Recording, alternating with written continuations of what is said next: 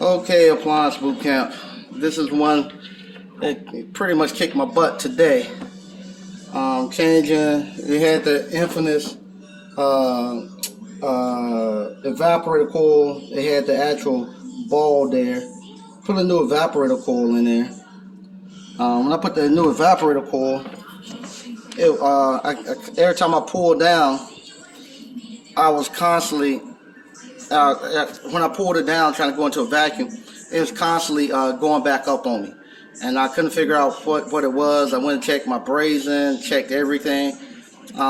Filled it back up with nitrogen. Still not much. Because it haven't been on in several days.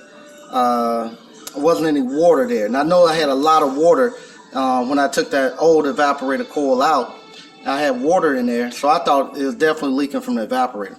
But I went back and just started putting nitrogen in it.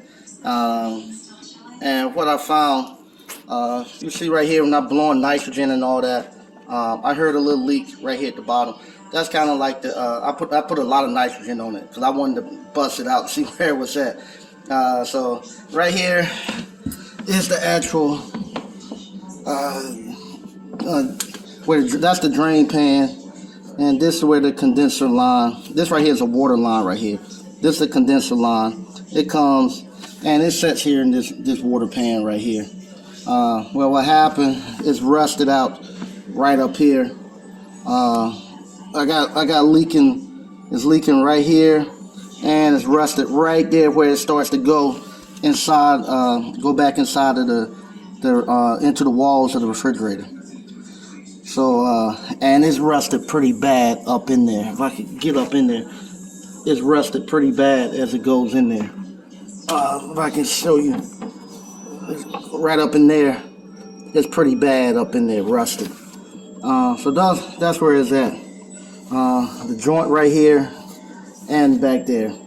So unfortunately, refrigerator about 20 some years old. Like I said, it's a third-party warranty company job. We're turning in, and they'll take it from here. More than likely, they're going to replace the unit. Just rusted in there. I don't want to go through that, replacing that loop going through the middle and all that. It might not.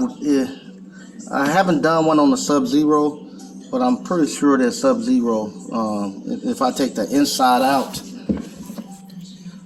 I'm pretty sure if I was to take the inside of it out, I'm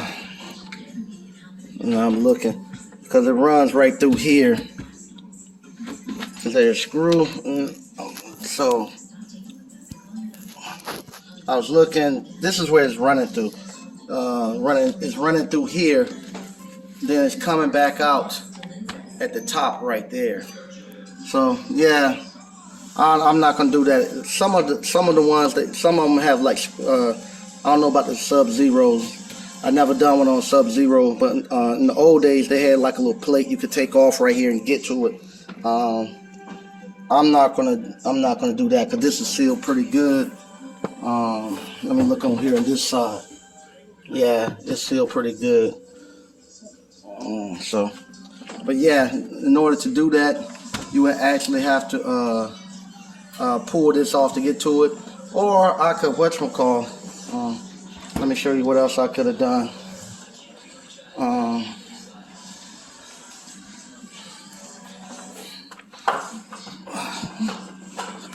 What's happened? It comes, and this is where it runs down at. It leaves the compressor, condenser coil, and it runs down here. What I could have done right here, you can come here and you can actually bypass it, bypass that Yurta loop. But if you do that, now you're gonna run into the problem where you don't have any heat to actually to evaporate the water in that drain pan, unless you put like some type of separate drain pan heater in there or something. They do make some electronic ones, but there's too much of a risk because you have water sitting up under there, and what'll happen if that goes out?